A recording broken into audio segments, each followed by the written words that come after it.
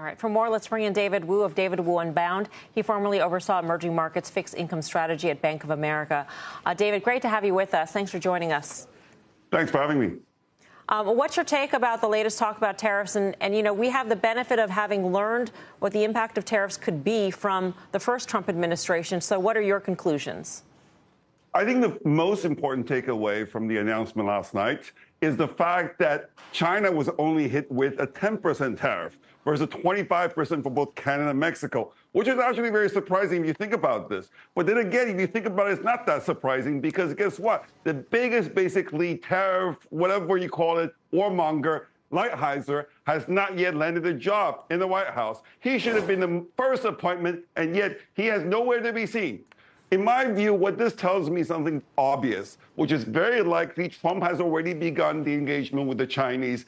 I bet you informal talks are already progressing. Let's think about this. The second most important person in the Trump administration is going to be Elon Musk. Elon Musk has this biggest factory in the world in China. He's building the second biggest factory in the world in China. China is the second largest market for Tesla. So from that point of view, I don't think Elon Musk wants to see a blow up between the U.S. and China. On top of that, given the massive escalation in the Ukraine war, given what Biden is doing to provoke Putin to declare World War III, Trump probably has to now reach out to Xi Jinping, probably who's the only person who's got some leverage over Putin to basically help Trump to bring him across the line. So I would argue everything being said, I think actually what the announcement yesterday has nothing to do with tariff, has nothing to do with anything. In fact, probably just means that the administration is making a lot more faster progress than you might imagine when it comes to doing a deal with China. So you think there's actually a floor to how bad the relationship with China could get then, which would be sort of counter consensus at this point because, you know, people on Wall Street are thinking the worst. I mean, if you're talking the big number, 60% tariffs, and I know 10% is the opening salvo, but if you're thinking ultimately it's 60, then that could be terrible, right? So if you're saying that there's a floor because Elon Musk is going to...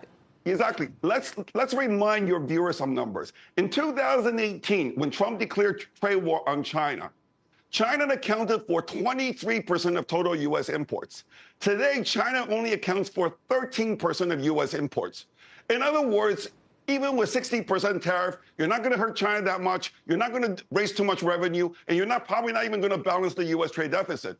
And I guarantee you what Scott Bessent, who is telling Trump, is that, you know what, you can hit China with 60% tariff, but long-term interest rate is going to go up so much, it's going to make it counterproductive. You're going to raise less money by hitting China with tariff than you're going to lose by paying out more interest payment, which is now at $1.1 trillion.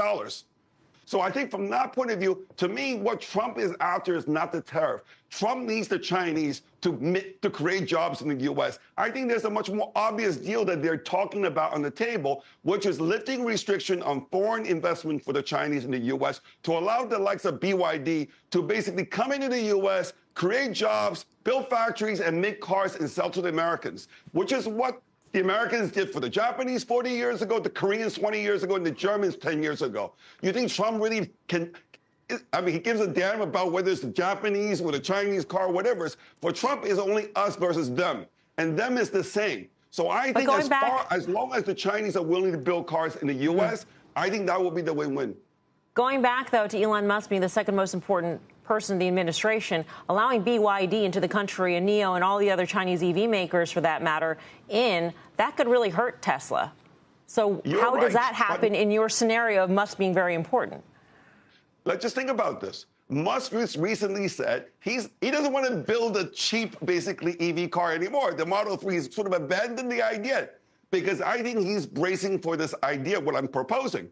In fact, from that point of view, Elon Musk can basically stay competitive at the high end, focus on autonomous driving, which is something the Chinese are not going to be able to actually enter because the whole ban on connectivity. So from that point of view, you know what? You know, BYD is going to probably hurt Toyota, Honda, the Hyundai, and so on and so forth. American car manufacturers anyway, not really that big in EV. They basically sell trucks for a living.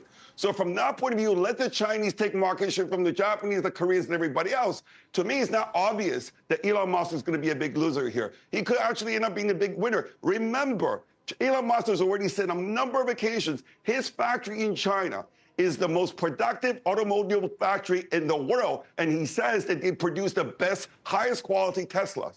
That is much more important to Elon Musk in terms of his basically aim to become a global player.